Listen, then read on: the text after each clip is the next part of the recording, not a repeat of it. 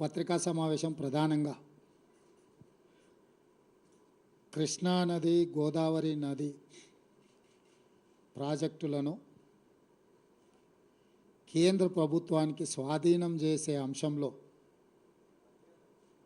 గత ప్రభుత్వము TRS party అధ్యక్షుడు మాజీ ముఖ్యమంత్రి కల్వకుంట్ల చంద్రశేఖరరావు గారు, మాజీ మంత్రి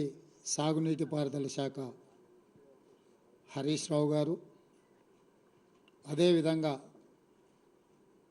ఐటీ ఇండస్ట్రీస్ మాజీ మంత్రి రామారావు గారు, ఈ ముగ్గురు వారు చేసిన పాపాలను కప్పిపుచ్చి ఆ పాపాలను అన్నిటినీ కాంగ్రెస్ ప్రభుత్వం మీద నెట్టేసి ప్రజలను గందరగోళానికి లోను చేసి రాజకీయంగా లబ్ధి పొందాలనే కుట్ర చేస్తున్నారు. ఈ కుట్రకు సంబంధించి నిరంతరం అవాస్తవాలను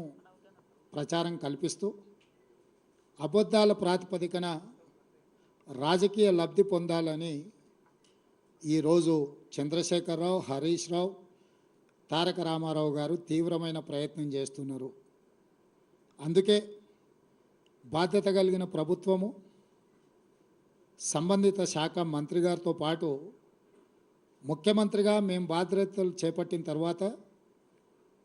మా ప్రభుత్వం ఏర్పడ్డ తర్వాత ఎలాంటి తప్పిదాలు జరగకపోను,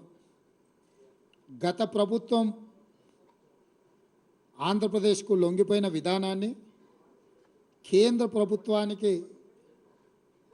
కృష్ణా నది మీద ఉన్న ప్రాజెక్టులను, గోదావరి నది మీద ఉన్న ప్రాజెక్టులను అప్పజెప్పడానికి చేసిన ప్రయత్నాలను ఈరోజు తెలంగాణ ప్రజలకు మీ ద్వారా వివరించడానికి చేస్తున్న ప్రయత్నమే ఈ పత్రికా సమావేశం. మీడియా మిత్రులందరికీ ఆంధ్రప్రదేశ్ రీఆర్గనైజేషన్ యాక్ట్ 2014 రాష్ట్ర పునర్విభజన చట్టము 2014 మీకు గుర్తు చేయాలని,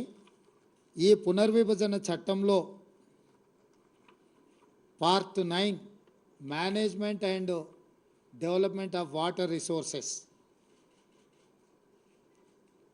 సెక్షన్ 84లో స్పష్టంగా